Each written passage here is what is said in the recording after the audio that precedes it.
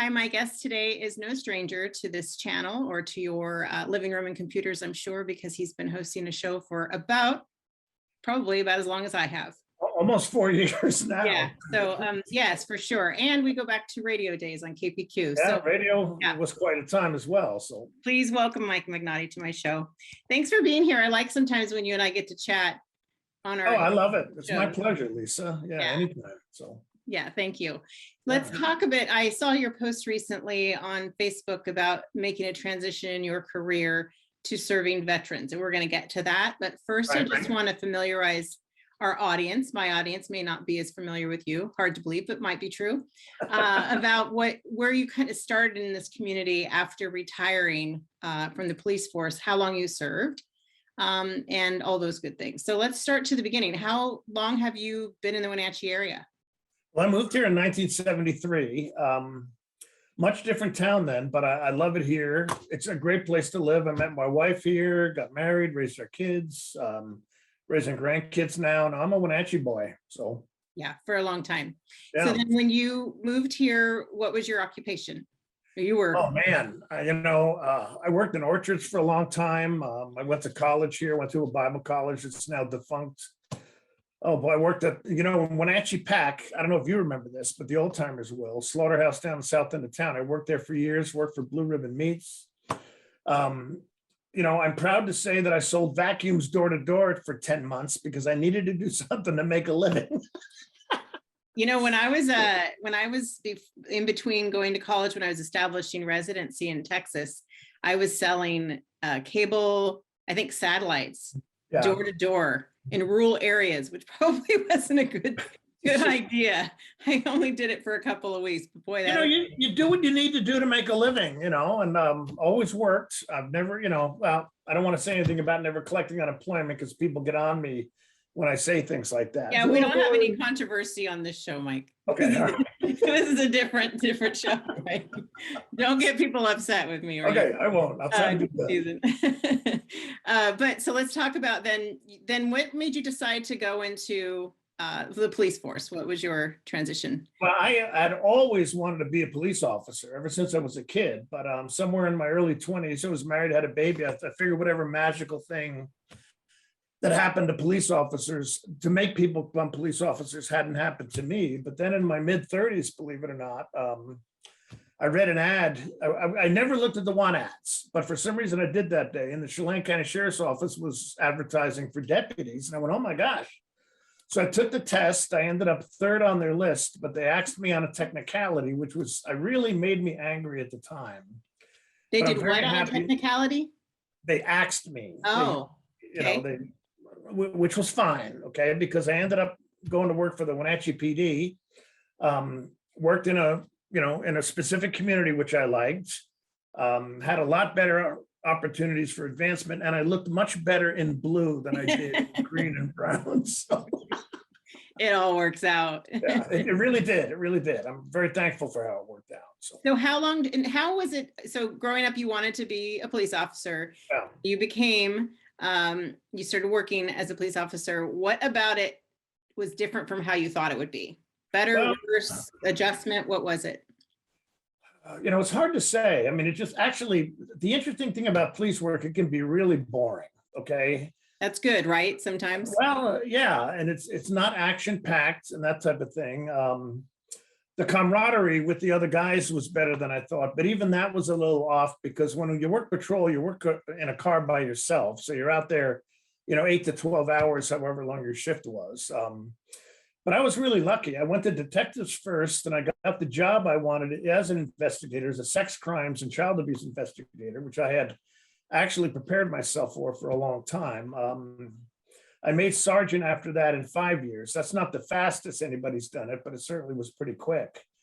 But I had a variety of jobs. I enjoyed police work. It got really frustrating at times for various reasons, but it was noble work, despite what a lot of people think now and what the issues, police forces are going through now. It's a great career. I'm very, very proud for having been involved in it. So, how long were you a police officer? And then I know you promoted through the ranks, but how long did you work for how long? 20 years. 20 years. So I worked at Wenatchee PD. So you retired around 2007? Is that right?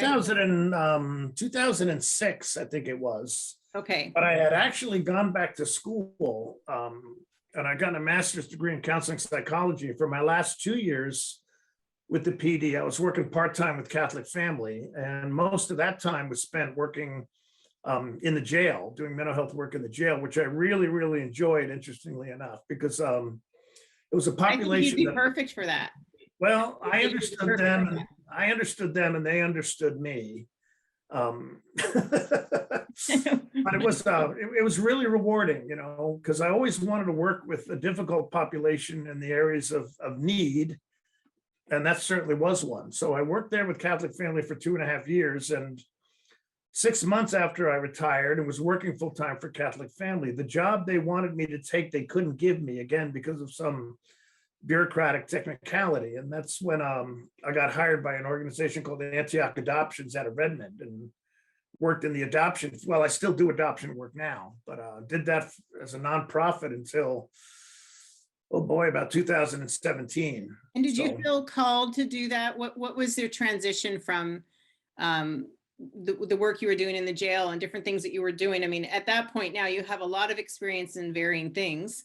So what made you gravitate toward the adoption work? you know, it's interesting when you say, did you feel called? Because I didn't. Mm. Despite my strong faith, I don't use that terminology. I don't think God tells me what to do. Mhm. But it was noble work. It was good work. The primarily thing I did for Antioch was facilitate foster care adoptions, getting children in the foster care system to find permanent families. And I said, this is good work. I mean, this is something that it's worthwhile to spend my time on. That's why I chose to do it. And over that, I think for the amount of time I did it, I guess, okay, 10 years when I did the nonprofit, we facilitated 36 foster care adoptions and probably about 25 private adoptions on top of that over that period of time. So Wow. got something done. So, Yeah, I want to talk more about that. Let's take a break. When we come back, we'll talk more. We're talking with Mike Magnotti. Just wanted everyone to know exactly where you come from in terms of being a Wenatchee man, growing and raising your family, working in the police force. And now I want to get a little deeper into those adoptions because I have a few friends who actually utilized your service. And just for anyone who might be thinking about it, foster care, as we know, is hurting pretty badly at this point, probably maybe worse than ever or about as worse as ever. And so we'll talk more about that. We're talking with Mike Magnotti. We'll be back in just a moment.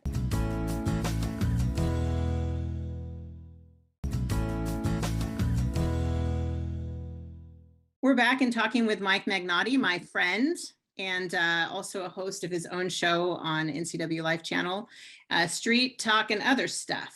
you got it. That's Yeah, right. we like to host each other every once a year or so, right? We have something to talk about. So you were talking about the adoption agency that you worked with for about a decade, approximately, and placed a lot of foster care kids into permanent adopted homes. I know of one person who you helped directly, absolutely changed the life of this child and this family. Right. And then, and for the one I know, there's so many more. And then wanted to know just people, I've had foster care organizations on my show many times. And my goal is always, yes, okay, let's inform people of the conflicts and the things that are difficult about it so we understand the plight of the children and the workers involved.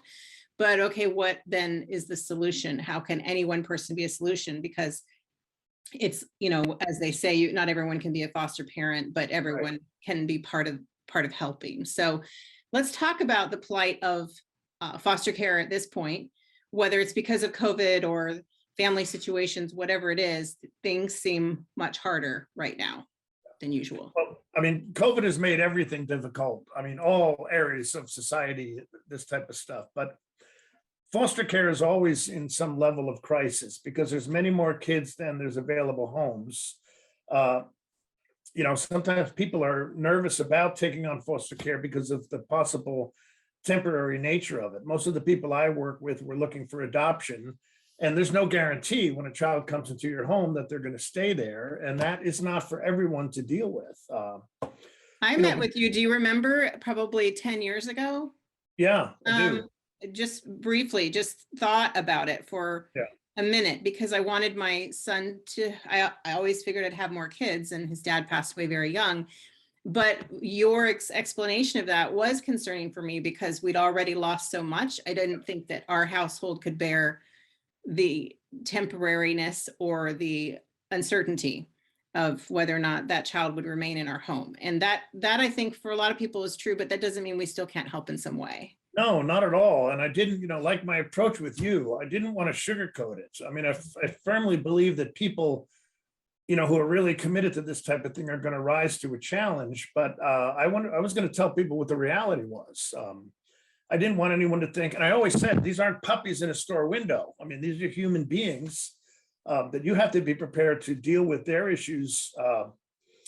And sometimes admit you can't deal with them, because there were some foster care placements we did that we had to disrupt because they weren't right. I had one 8-year-old girl look at me and said, I know you did your best, but this is not my family. So it's a challenge, it's a struggle. But I also tell people that even with biological kids, you don't have any guarantees. Right? Even with that. Yeah. Well, and you use the puppy analogy. I mean, when we all think puppies are cute till you bring them home, and like it's the same thing. You have an idea, and you were very, like I said, realistic with what you were saying to me. And it only took me 20 minutes to say, yeah, this wouldn't be for us, because there's nothing wrong. There's nothing wrong with that. I mean, to be said, it's more proper to say, I am not the right person for this, than to try to make yourself that right person. Right. Yeah. When I was a kid, about 6 years old, we took in a girl who babysat me. She was about 13 years old. And there were 7 siblings in her family, and they all went different places when their home was broken up. And I mean, we would have probably wanted to have kept her whole rest of her, 5 years in school, but it was a big challenge because she didn't go to school regularly. She lied a lot. She did things that, we weren't allowed to do as kids, my brother and I, but we loved her so much. Myself specifically. I mean, I had a big sister, but I remember her coming in. I'd cleaned my room. Everything was spotless. I was going to share my room, and I had Raggedy Ann and Andy like comforters and everything. And she just dropped her stuff and messed up my room. But she ended up being, to this day, I call her my sister, and she's one of the people who's been there for me, for my parents, for my brother, through all kinds of things in our lives. And she's my family. Yeah. And I think that is a situation that was very temporary, 4, 5, 6 months, but the impact was huge for her and for us. Right. I don't know who I'd be without her. That was one of the challenges I talked to people about. They had to have proper expectations. This kid isn't going to walk into your home and go, oh, I'm so thankful that this family has taken me in. I mean, really, I know I haven't had a good bed to sleep in or clean clothes. I mean, so wow, this is really cool. I'm really appreciative of these folks. It's not going to be like that at all. Well, and I think my parents had a much more, when in talking with my mom as I got older, and she shared more about their decision making to take her in, they were more realistic than I was. My mom was quite apprehensive. My dad's like, oh, it'll be fine. And I was just, excited to have a big sister. So a 6-year-old's perception compared to my parents, but my parents were in their probably late 20s. So, pretty young in themselves. Yeah. So when you place, so do you still do some placement? And well, I do more. Okay. One of the reasons why I split from Antioch was because there were services people needed that they wouldn't let me provide. It just wasn't in their mission plan. Nothing bad about it. It just wasn't how they did business. But primarily what I do now is a lot of family adoptions, where let's say you marry a man who has kids and you want to adopt them. I prepare those reports, and occasionally there's people who want to adopt with agencies, and the agency says you need a home study. So I do a lot of that now. Matter of fact, I just got an email from an attorney's office that said, hey, we need a family adoption paperwork done. Are you available? I said, yeah. So it's, and that's really fun. I really enjoy that work. I don't consider that work at all, to tell you the truth. So, well, I think you and I share that in common, that we do a lot of different things. Yeah. They all kind of work together, but they are very separate. Right. And yes, they earn a living. But really, it doesn't feel like work if you love it so much. Yeah, I really do. I really do. So then the counseling, at what point, again, I saw you, you were my counselor, therapist. Tough knocks, guy trying to straighten me out sometimes. But how long have you had your counseling? Oh, man. Okay, well, again, I started with Antioch in 2007, and I did some counseling on the side. And it was probably about 2010 when I began to, or a little bit later, that I began to slide off some of the adoption stuff, because the work I was doing really didn't necessitate asking people for money. So I phased the nonprofit out for that and a number of other reasons, and I amped the counseling up. So, it's been off and on since I retired, actually. So, well, 15 years now, but really heavy for the last 10. Well, I've gone to you a couple of times over the years, and it usually takes a couple of times because you're just like in other times that we've talked about things. You're very straightforward. It's exactly what I needed. I've referred anyone who's ever mentioned needing a counselor. I've referred people to you many times over the years. Thank you. Appreciate that. You're welcome. But I just think that approach of, I come in there to see you to straighten it out. I've been with other counselors who are might go to somebody else for a different thing. Sure. But when I just feel like I need someone to reflect back what they're seeing, you're very good at that without telling me what to do. Sometimes I just want you to tell me what to do. I haven't seen you in a while, so I think I'm doing all right, but a few years now. But that's the thing that you have to find a therapist or a counselor that works with your personality, Exactly. with what you need at the time. And I tell my clients that. I say, some people think I'm very good, and I am a good counselor, but I've got a file cabinet full of files of people who just saw me once because I wasn't the right person for them. Right.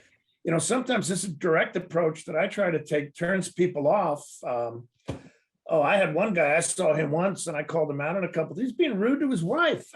No, you don't do that, dude. And I actually apologized to him. I sent him an email, said, I was really a little hard on you, but never heard from him. And I salute. I hope he found somebody who can help him. So I was going to tell you, this is kind of off topic, but I went to Hawaii a couple of years ago, and there was this couple, probably in their late 60s, early 70s, and they're lounging on the chairs next to us, and it's evening, and there's music and the sunset and all the things. And he was just on his phone the whole time, And I felt so bad for this woman. Oh, I know. So I walked over to her and I said, would you like to come and visit with us? And she and her husband took his phone. We looked around and she goes, oh, no, it's okay. It's okay. And I said, no, really, you're welcome to come visit with us. And I did that because I thought she's going to win every argument from now on about him being on his phone, because she can remember that there was a time that somebody on the beach in Hawaii recognized that you were ignoring me. I don't know if that did much good or made it worse, but he got off his phone and they went off on a walk holding hands. And I thought, who knows if it helped, but it's kind of that thing, like you're saying, you call someone out on something and they're either going to respond to it or they're not. I try to do it in the most indirect way. Maybe it wasn't the best thing I could do, but at the time I just wanted to help the lady out. Well, I don't know. My Jersey buddies and I were in a restaurant in Salt Lake City once, and this young guy walked in his 20s, beautiful girlfriend, and they sit down. He's got his phone out. Yeah. So we say to her, hey, you want somebody to talk to you? Come on over. See? Right. I think that works. I see it a lot. I just saw it at a beautiful winery. And it's hard to watch. But okay, let's take a break. When we come back, I want to hear what's next for you. Okay. About the new work you're doing. We're talking with Mike Magnotti. We'll be back in just a moment.